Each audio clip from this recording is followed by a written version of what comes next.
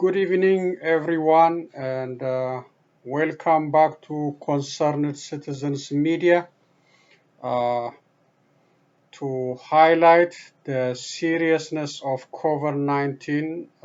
Today's presentation will be covered by face covering already. So I'm gonna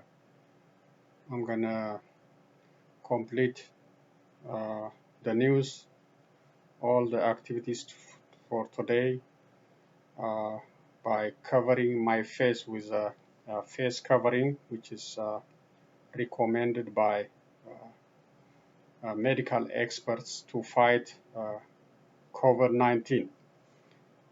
This is still around and is a very serious disease, very serious virus, killing many people globally and here at home. So to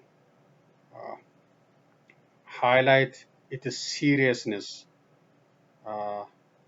today I devoted to the whole time by using the face covering. So let's, before I start today's news and my comments, I have just less than a minute video from United Nations. It's a minute of silence for those who killed who lost their life by COVID-19. So they did this in the United Nations. I will start with that one. Then I will go to various news. Then I have also another video, one on news on Iran, and the other one is as you might already know, the hearing happened today in United States Congress. So I have that video is a long one, but I try to cover a little bit maybe. Then you can go different website for details. Let's start with a minute of silence for those who lost their life with COVID-19. This is in United Nations. It's just less than a minute. Before proceeding further, I would like to invite members to stand and observe a minute of silence for all the victims of the coronavirus disease pandemic, including those in our United Nations family.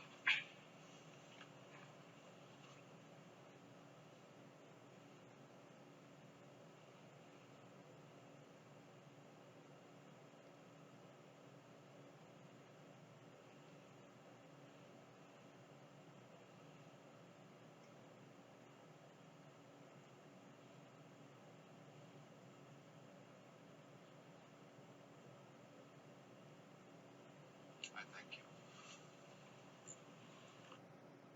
There are infinity. Okay, that is a minute of silence for all died of for all individuals died of COVID-19 at the United Nations. It's just less than a minute. And to remind everyone, this is a very serious virus, and I have also a news on that one in this covering. Let's get started. December 3, 2020. First, the breaking news from Mekelle, Tigray. The Tigray Liberation Front fighters reported the burning down of 11 Abiy Ahmed's fighter tanks in their battle to regain their region's independence from invading Abiy Ahmed and Eritrean military defense forces. The Tigrayan Defense Force spokesperson Gebre Michael said the Tigrayan brave fighters battled the enemy forces in around Mekelle, Hausen, and many other fronts, and scored glorious military victory over Abiy Ahmed Prosperity Party militia forces and over the Eritrean invading forces. The spokesperson claimed causing heavy death tolls and injuries to the invading forces without giving specific numbers.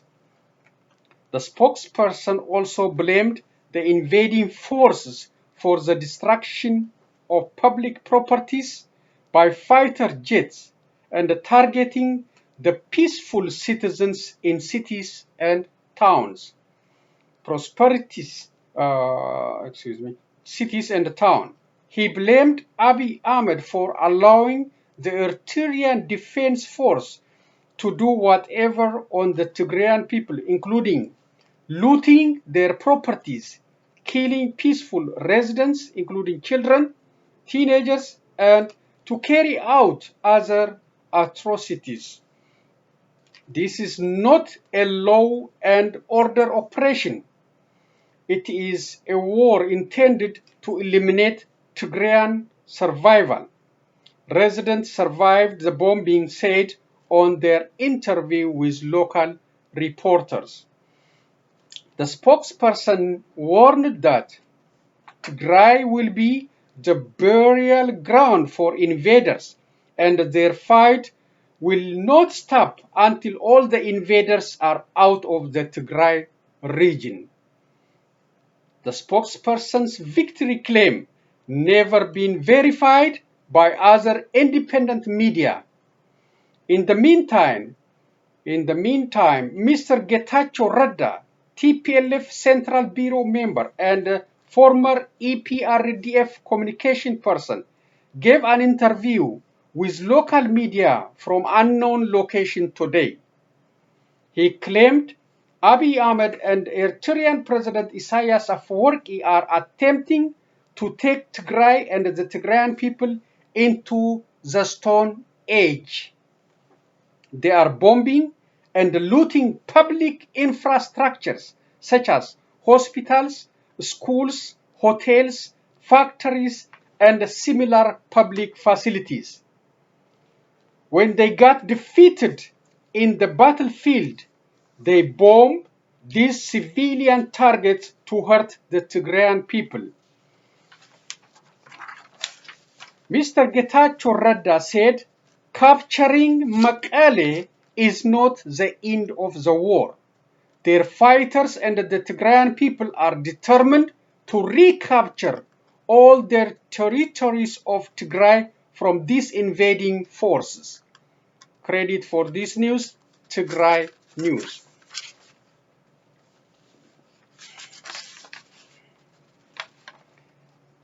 Prime Minister Abiy Ahmed openly and shamelessly lied to the Ethiopian people and the global community.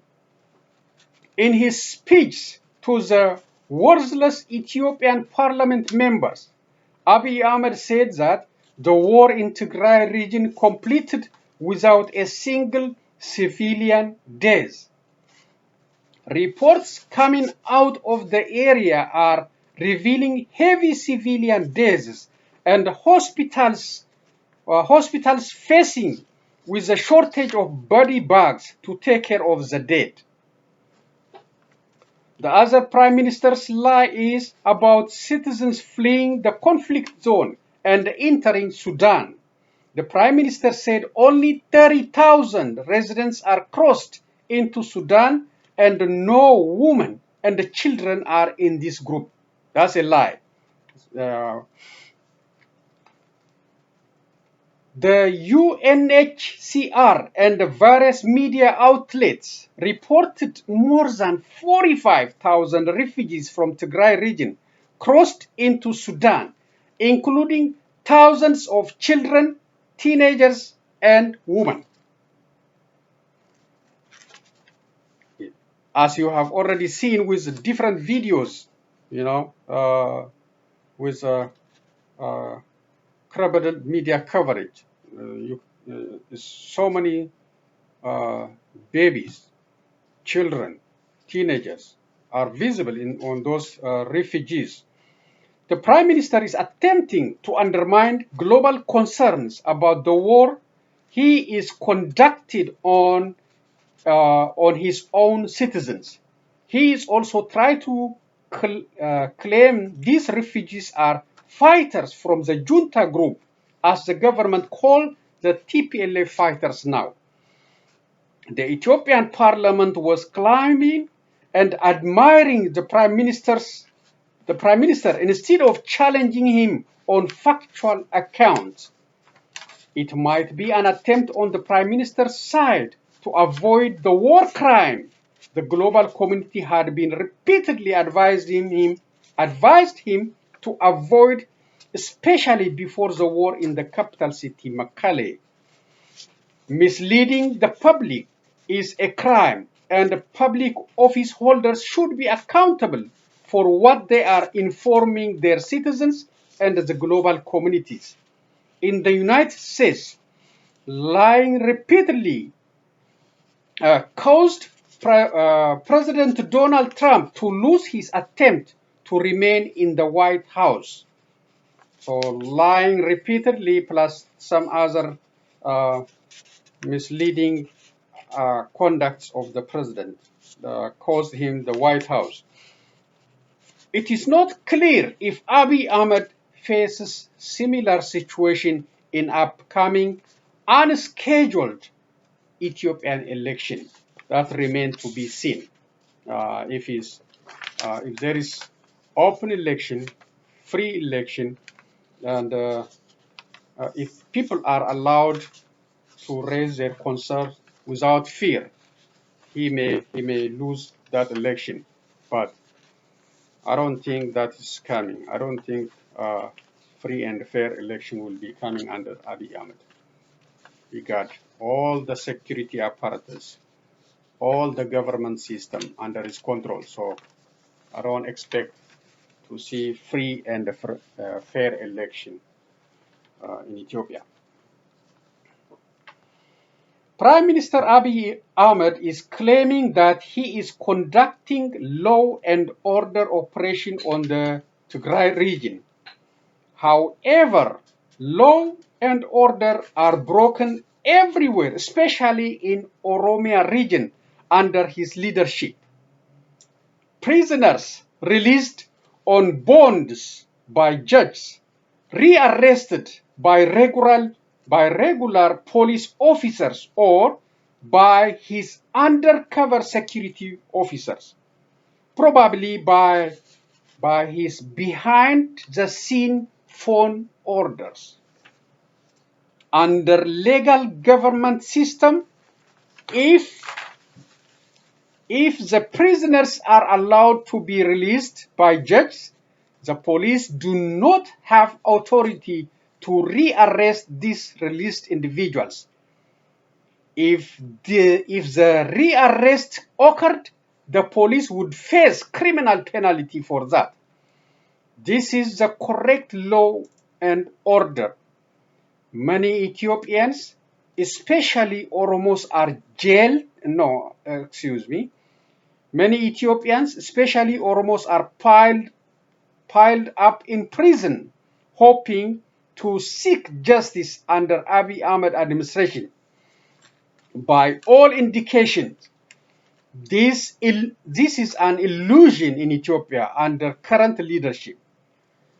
Colonel Gamachu Ayana, Lammi Benya, Dawit Hordofa, Iskandar Nagga, Lidatu Ayalaw, and others paid the bond required, but denied their freedom of releases by Abiy Ahmed undercover operations. Dr. Hussein Kadir, a lecturer from Addis Ababa University, is another victim of such law and order breakdown in Ethiopia. He was permitted to be released on bail bond, but Abiy Ahmed blocked his freedom. Abiy Ahmed also ordered his undercover operators to hide the whereabouts of Dr. Hussein Kadir to cause maximum suffering on Dr. Hussein Kadir and his family. On BBC Afan Oromo program interview, his wife described with agonizing voice how the police are threatening her and playing hide and seek with her husband. She said they are moving her husband from prison to prison, including to publicly unknown ones. Her repeated effort to locate her husband, Dr. Hussein Kadir, failed. Abiy Ahmed is saying something nice for global public consumption to avoid criticism and responsibility, and causing misery to citizens behind the curtain. There is no accountability at all in Ethiopia, especially in Oromia region. Ethiopians and the global community must condemn such inhumane treatment of prisoners and their families in Ethiopia. It is time to hold Abiy Ahmed accountable for all crimes committed against innocent Ethiopian citizens. Law and order must be restored in Ethiopia.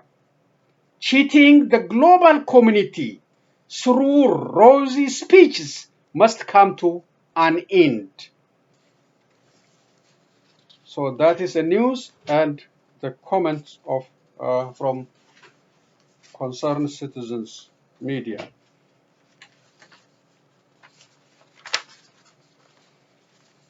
So as you might already know that he was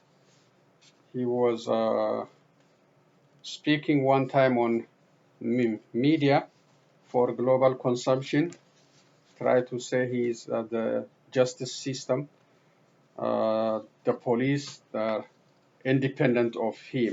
They are operating independently, but that is fake. That is fake. That's like attempting to cheat the global community. But the global community knows more than us about Ethiopia.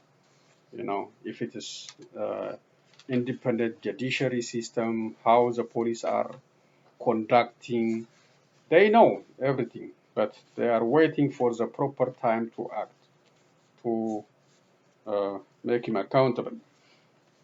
He can cheat until that time. When your expertise or knowledge become a threat to your own life, several Iranian nuclear scientists became the victim of undercover operation repeatedly. Nuclear expert Mohsen Fakhrizadeh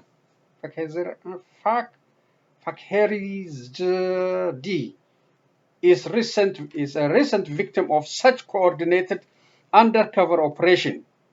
He was assassinated with a remote control device while he was driving in the highway. Iran blamed Israel for this killing, and for many happened before. Israel and the United States do not want Iran to have a nuclear bomb. By killing the experts, you can sabotage or delay the process of bomb making. That is the strategy applied in this assassination of these experts. Iran vows to take revenge for this killing and increase its nuclear production capacity. That is a recipe for another global war. Countries standing against Iran's nuclear program have their own many nuclear heads in their stockpiles.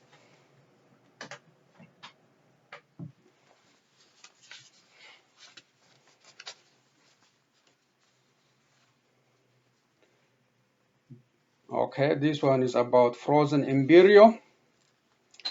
Baby born from 27-year-old frozen embryo breaks record.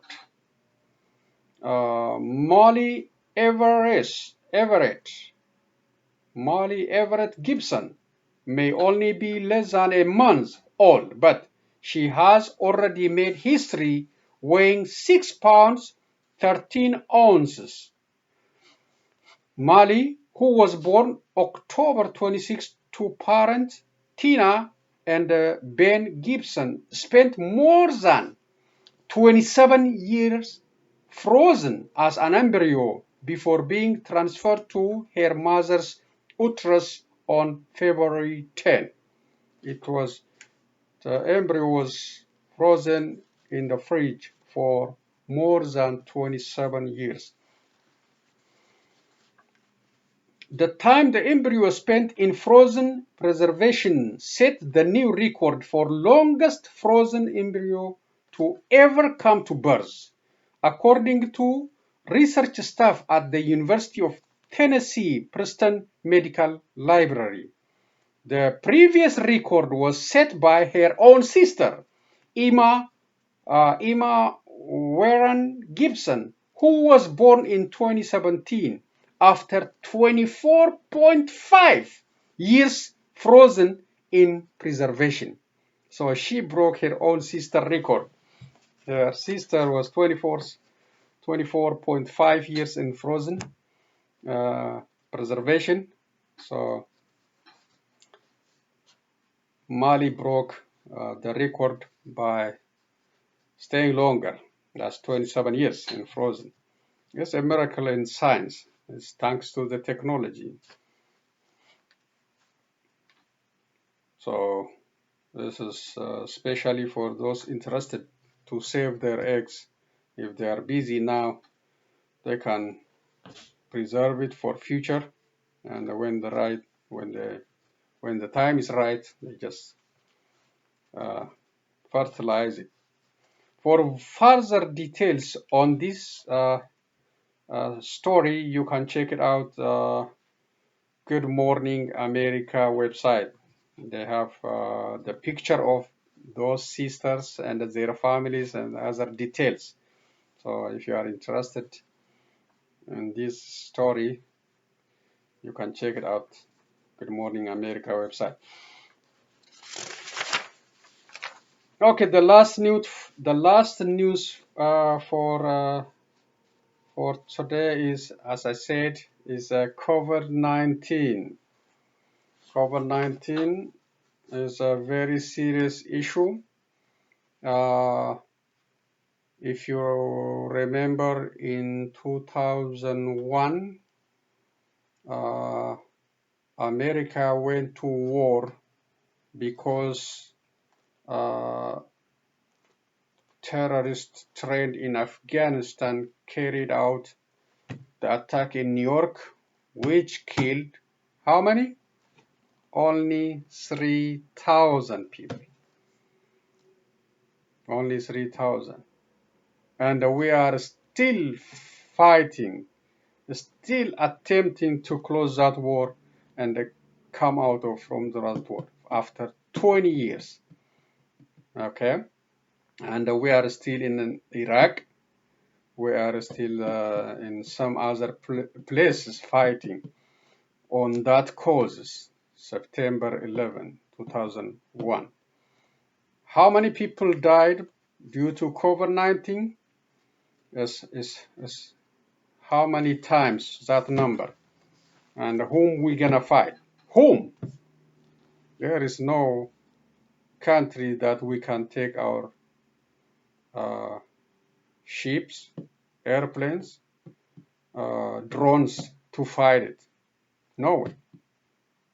And the previous, I mean the one in the current president, he got like a month left. He was playing with this disease, this virus. He was joking with it. He was misleading the public. we don't blame him for, for the cause of the disease, but we blame him for the way he acted. So he didn't take responsibility for all these days. I try to show you what we did for 3,000 days, what we are doing for more than 274. It's about 276 now. This number is also changing quickly.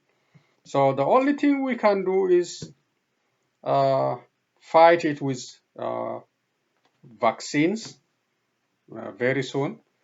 And until that happens, we have to just use face mask, social distancing, sanitizer. These are our bombs. These are our drones. These are our ships to fight it. COVID-19 is still around and rising globally and affecting all of us. Warning: COVID-19 report numbers are changing rapidly. It's changing rapidly. Tomorrow when you wake up, you will see a different number. Globally, at the global stage, there are 65,127,235 cases. 65 million cases. And 1,504,401 days. This is for 191 countries. In the United States, 14,122,913 cases and 276,148 deaths. 276,148 days, and it's keep increasing. And we have no one to blame again. No one. And we have nowhere to go to fight it. As I said, nowhere to go to fight it with our drones, our ships, our military. No, where are you gonna go fight it? It's on us to do everything to fight it. This is the drone we have now. And hand sanitizing, frequent washing, social distancing. These are our drones, these are our ships, these are our military against this disease, plus the upcoming vaccination. They say it's 95% effective, so we'll see. That is our drones too. The United States is leading the world in both COVID-19 cases and death numbers.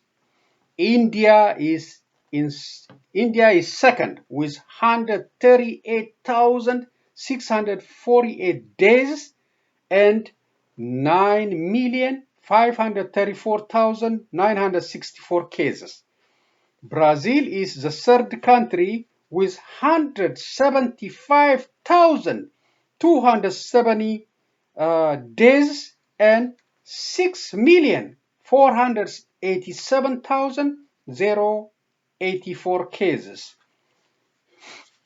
So far, Eritrea has no COVID-19 related deaths and has only 594 cases in Eritrea. No COVID-19 related deaths. But Ethiopia has reported 1,724 deaths and has 111,579 cases. I am a bit surprised with the 0 deaths and the small case number reported from Eritrea. Yeah, it's surprising. No deaths is surprising, but It could be a reporting issue. It could be true. I don't know, but it's surprising. 0 days and a very small number of COVID-19 cases. Let's continue using the preventive guidelines, such as I said, these are the only thing we can do to fight this very dangerous virus. So, face covering, this one, frequent hand washing, using hand sanitizer, social distancing, limiting contact with non-family members, minimizing gatherings, including eating in the restaurants. It's better to take to go instead of sitting and enjoying with other people. This time, preferably, it's better to order to go. So these guidelines given by medical experts and our leaders to minimize COVID-19 impacts on all of us. President-elect Joe Biden said that he will ask Americans to use face masks for the first 100 days in the White House. That is the beginning of the right kind of leadership for this serious virus. He is not joking like Donald Trump. He is not calling fake. He is not saying it will go by itself in summer. So the White House in the White House we have after January 21, I think after January 20, we will have the right kind of leadership to deal with this disease. Donald Trump was playing politics with this virus, and he was misleading the public about it and discouraging the public from following the preventive guidelines given by virus experts on this serious virus. Credit for this virus report for all the numbers, Center for System Science and Engineering, Johns Hopkins University. So these are the news. Now we will go to the video. Thank you for taking the time to listen to this presentation. Let's see now. First, we go to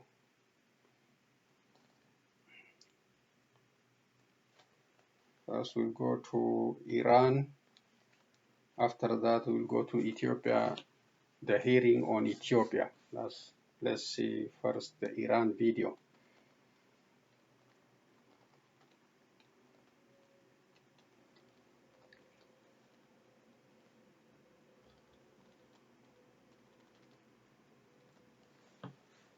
That are bigger than other infinities. A nuclear ultimatum taking shape.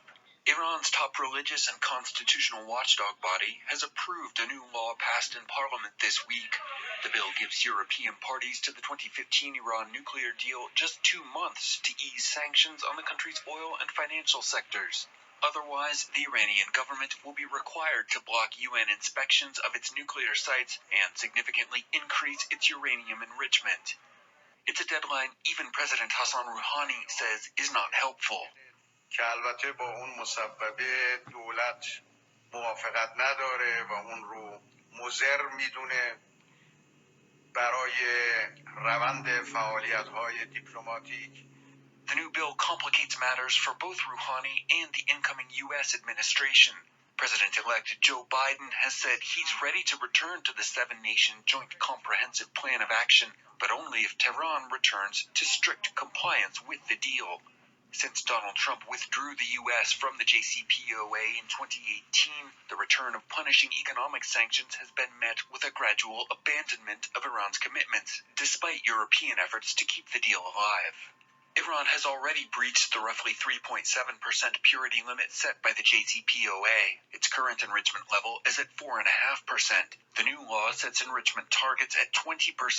The country's achievement level prior to the deal, weapons-grade uranium, is 90% pure. The bill comes on the heels of the assassination of top Iranian nuclear scientist Mohsen Fakhrizadeh on November 27th. Iran blames the killing on Israel, vowing to retaliate, while trying to avoid being drawn into an open military conflict.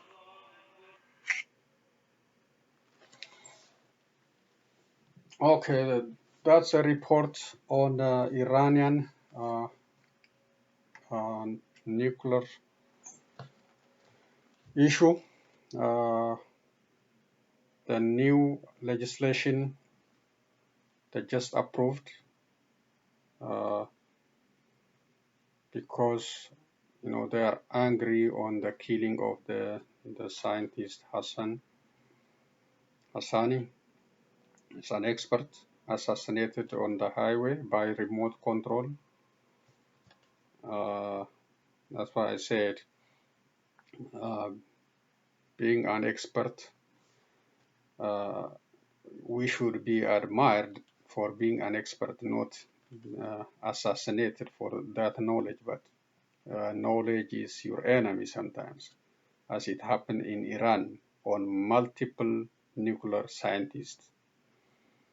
So nobody took responsibility so far for all these scientists killing in Iran. But as I said, Iran blamed Israel,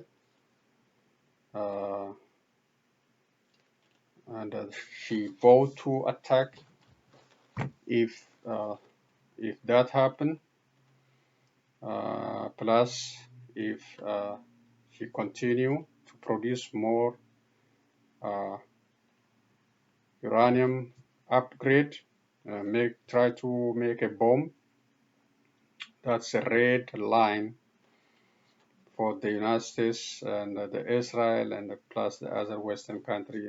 So we may be coming closer to the other third world war, possibly, unless they ignore it, and unless they ignore it and live with it, just like other nuclear holding countries like Russia,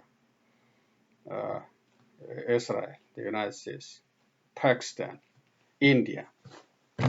If they want to live with it, it is fine. But so many times the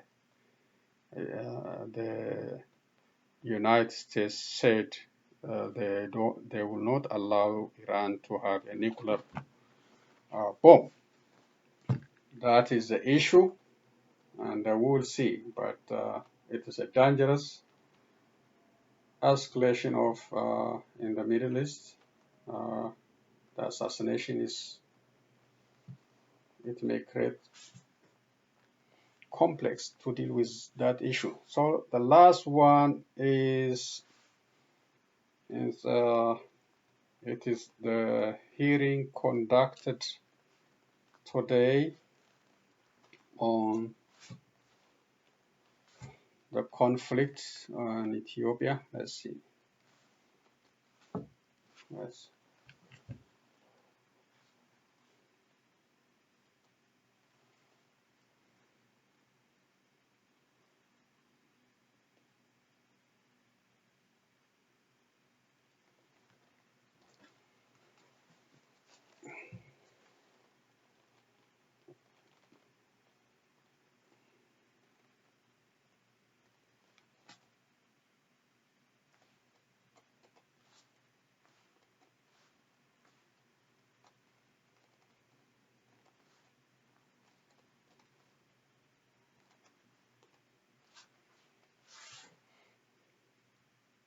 Okay, this is a very long video, but I will try to run it a little bit. So if you are interested, you can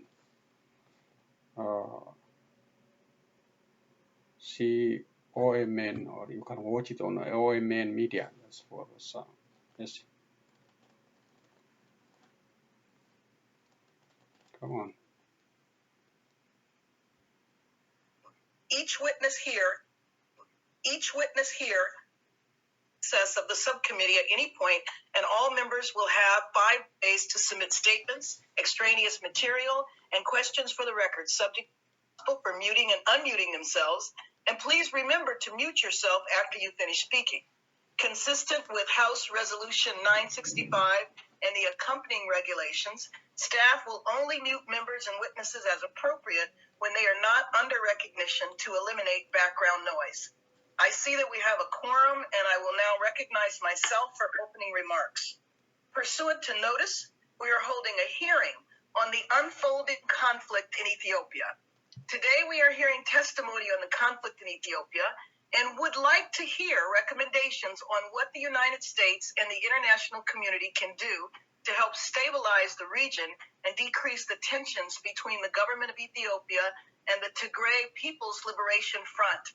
There are several intra-ethnic conflicts regarding politics and social standing in Ethiopia covering decades. This highlights the country's long dispute over group and individual rights and whether centralized government is the way to true democracy for citizens of Ethiopia. During my many visits to Ethiopia, I have expressed to leaders that the government must have representation for all ethnic groups and, most importantly, always protect its citizens. The current state of Ethiopia not only has a ripple effect on its citizens, but neighboring countries such as Somalia, Sudan, and Eritrea are negatively affected. Ethiopia's instability and ethnic strife are producing security repercussions in Somalia. African Union forces depend heavily on Ethiopian troops to help combat violent extremism in the region. Somalia has upcoming elections that may be tense, and the Trump administration is planning to withdraw U.S. Special Operation Forces from the country soon, which will strengthen al-Shabaab and weaken anti-forces. Recent reporting noted that Tigray forces fired missiles toward the capital of Eritrea after Ethiopian troops pushed them from their regional capital. These actions certainly have political ramifications, but one of my major concerns is that far too often during conflict, innocent civilians are the ones who are killed, injured, or displaced and have to flee across borders.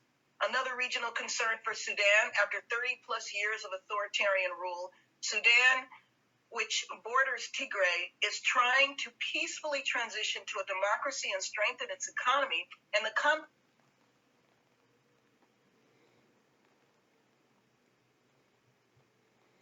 There is also a recording error or a satellite issue. It happened a couple of times, so I apologize for that. She will come back, but it happened. I saw it. Tigray People's Liberation Front to have a continued peaceful dialogue with the help of African Union mediation to resolve this issue once and for all. Citizens on all sides of this conflict should have a right to be heard and peacefully protest, and there should be the freedom to disseminate what's going on in the country by journalists. I appreciate and I'm looking forward to hearing from Saidale Lema, who can give a first-hand report on what is happening in the country. The Ethiopian diaspora is also critical in resolving this conflict. My office meets with and hears the concerns of this multi-ethnic community. We have taken meetings with groups representing the Amhara, Oromo, and Tigrean and other communities. We have heard from activists, journalists, political actors, and regular citizens who are concerned about their loved ones in the country. I hear you, my office hears you, and Congress hears you. That said, I want you to know that the purpose of this hearing is to explore the deteriorating social and political situation in the country, the recent conflict, while attempting to find ways for the United States to be helpful and hear policy recommendations for how to resolve this conflict. The purpose is not to provide a space for any one ethnic group to lay out their grievances. We understand various ethnic, religious, regional, and political communities have been affected, and we want to acknowledge that. That is the reason why we are holding this hearing. Each witness here will contribute to our understanding of the situation. But you must know also that this is not the only source of our information.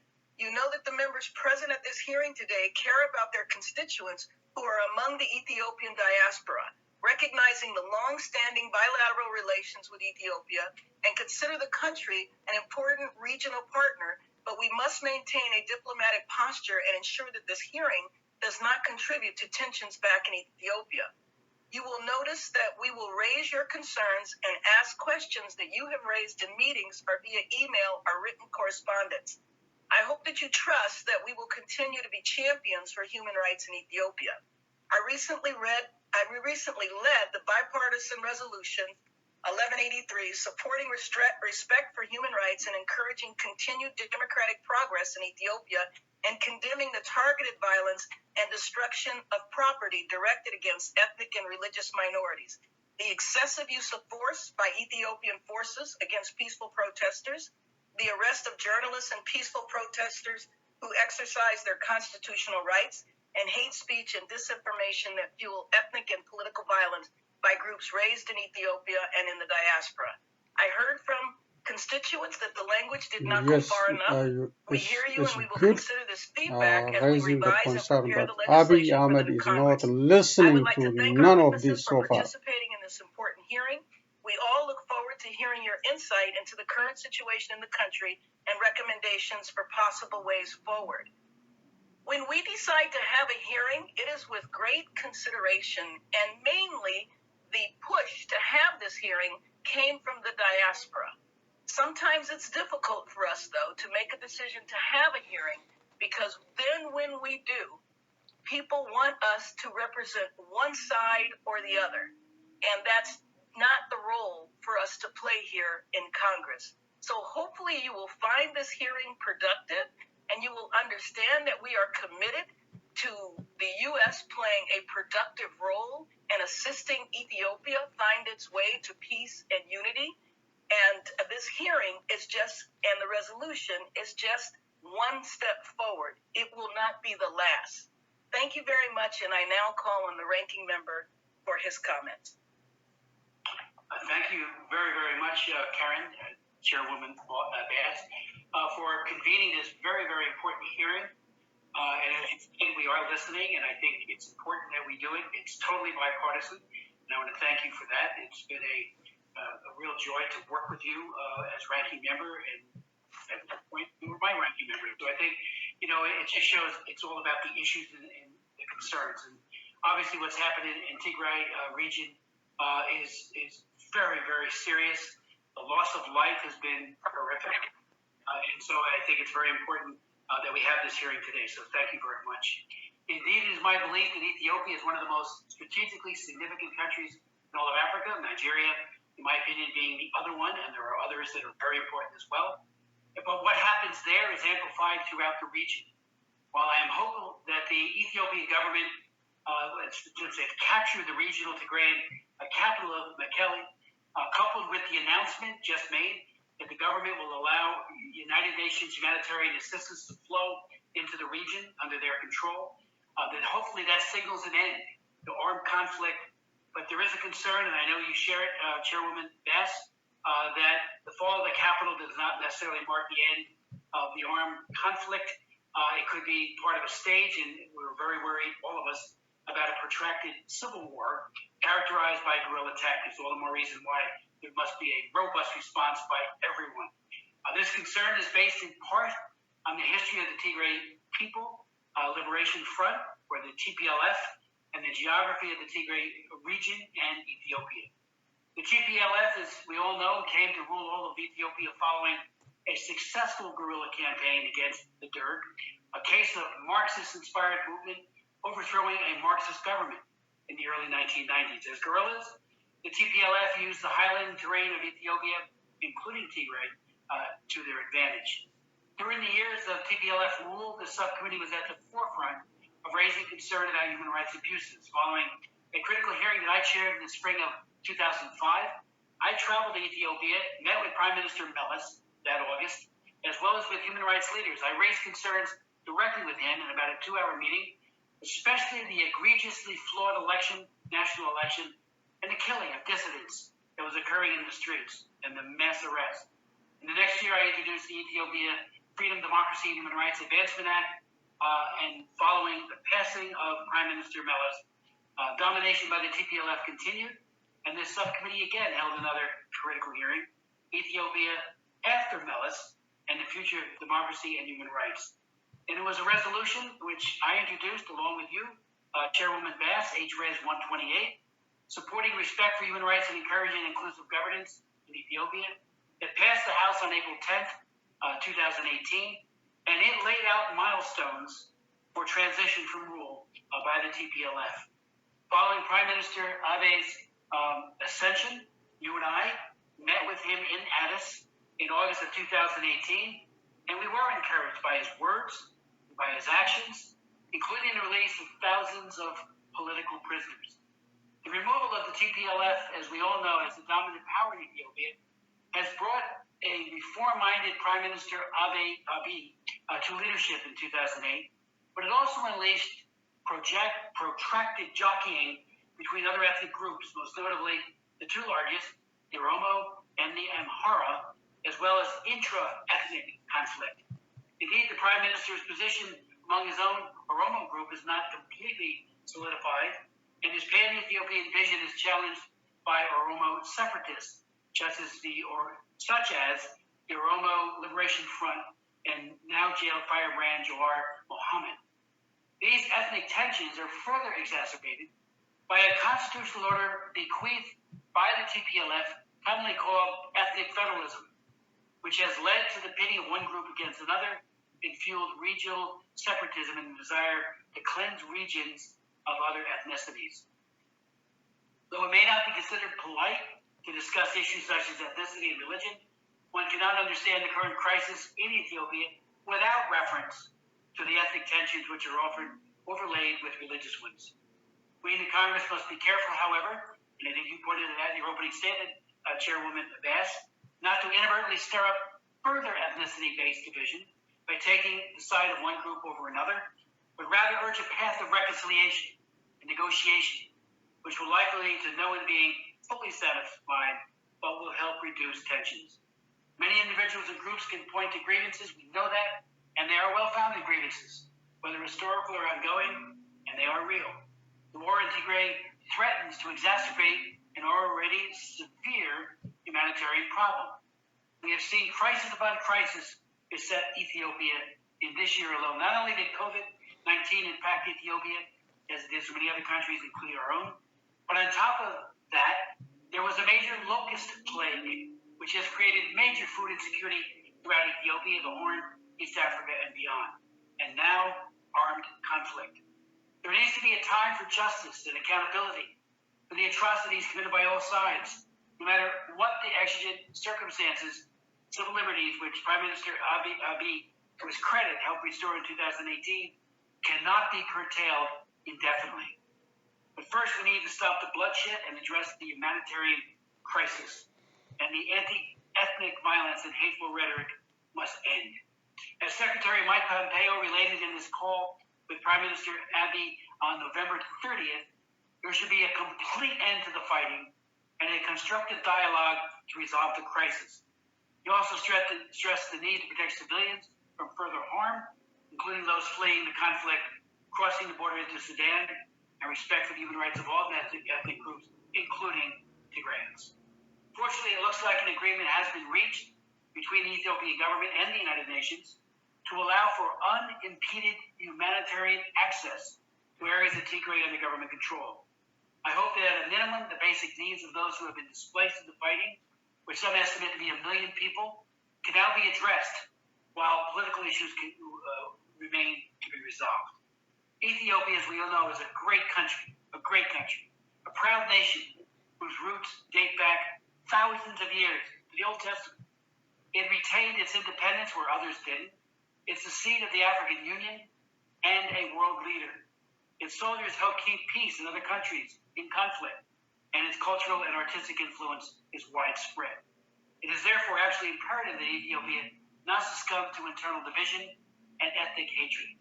Ethiopia is far too important, not just for the Ethiopian people, but for the entire Horn and Africa as a whole. It must overcome this year of crisis and crises and return to being an example, an inspiring example to be followed. Again, I thank you, Madam Chair, and I yield back. And let me just thank you once again, because you have always been, for so many decades, such an incredible champion for human rights.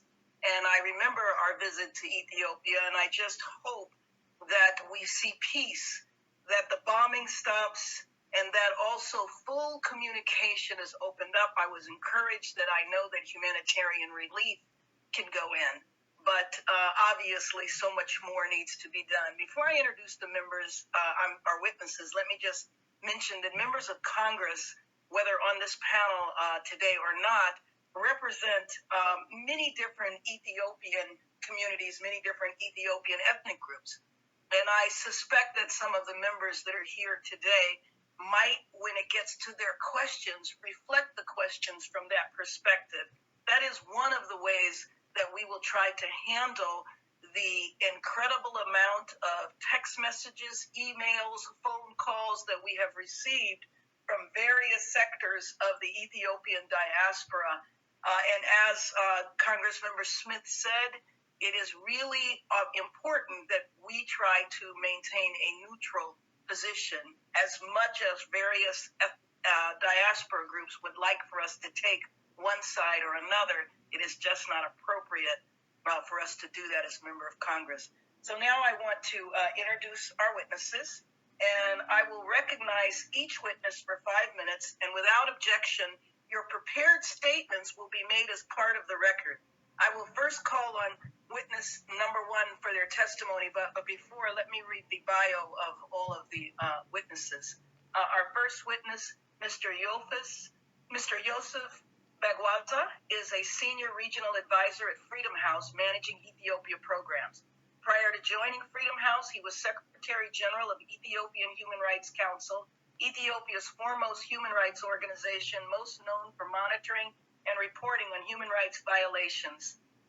After systemic and persistent attacks in response to the Human Rights Council, Mr. Baswaza fled the country. Once relocated to the United States, he continues to be a leading voice for human rights protection and good governance in Ethiopia through advocacy, policy, and research. In 2010, he won the Human Rights Award for Extraordinary Activism.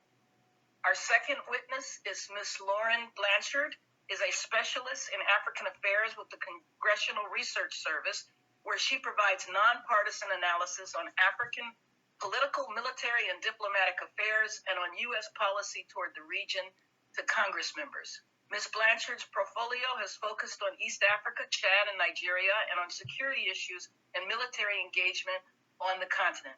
Previously, Ms. Blanchard managed democracy and governance programs in East and Southern Africa. Ms. Seydalai began journalism in 2000 and worked until 2005 with 3 local newspapers, including as a senior reporter at the now defunct but prominent Addis Tribune. From 2005 to 2010, she served at the Ethiopian Embassy in Israel, focusing on communication, regional political affairs, and media. In 2011, Ms. Lema established the Addis Standard monthly magazine, and over the last 10 years has made it one of the most influential magazines in the history of independent media in Ethiopia.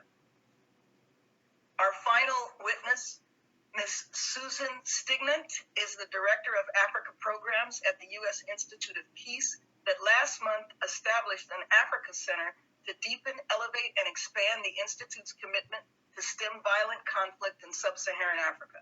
Ms. Stignant oversees the Institute's programming on strategic regional engagement in the Greater Horn of Africa with the African Union, as well as constitutional reform.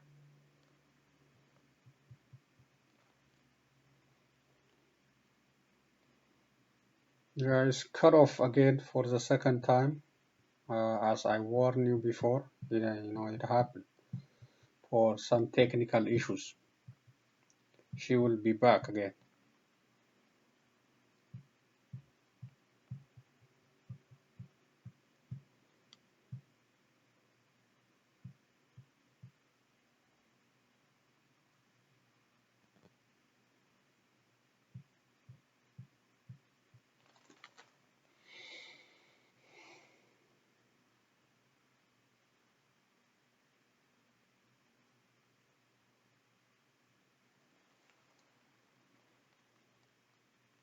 destruction of livelihoods, and appeared to have returned Ethiopia to yet another protracted civil war, nearly 30 years after it emerged from its last.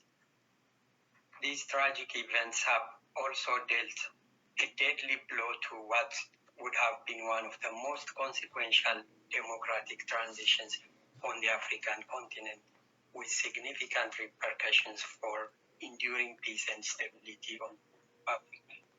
Hostility between the leaders of the Tigray People's Liberation Front. Okay, that's all I want to. It's a long video, so nearly 3 decades. It's 4 witnesses testifying about the current situation in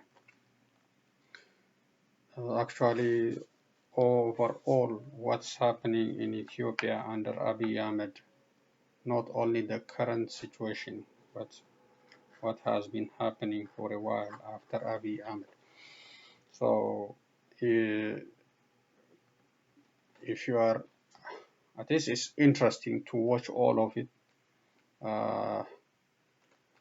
You can get it from on OMN, Oromo Media Network. He got it. I got this one from OMN.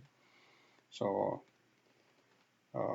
if you are interested to hear all about what these witnesses are saying, what the congressman, asking, all the details is available. It's more than an hour the hearing. So it's really interesting, and in the federal government in Addis Ababa. Thanks to the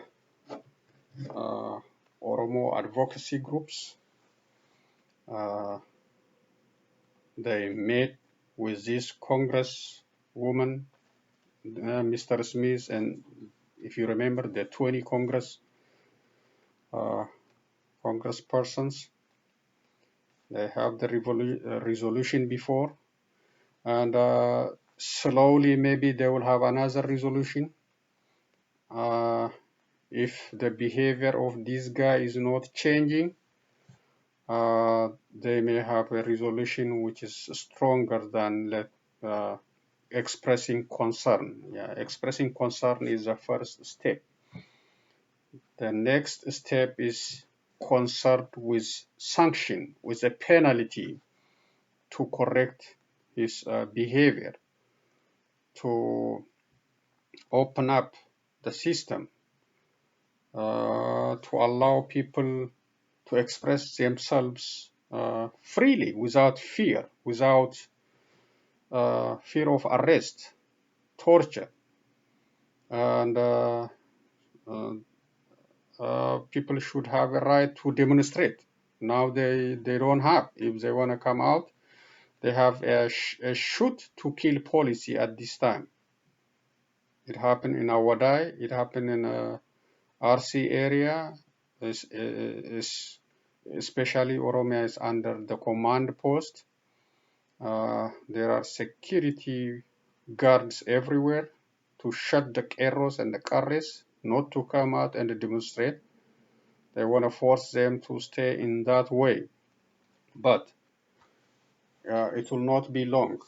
It will be explode one day if the pressure continues, if the killing and the arresting and the abuse continues on Oromia.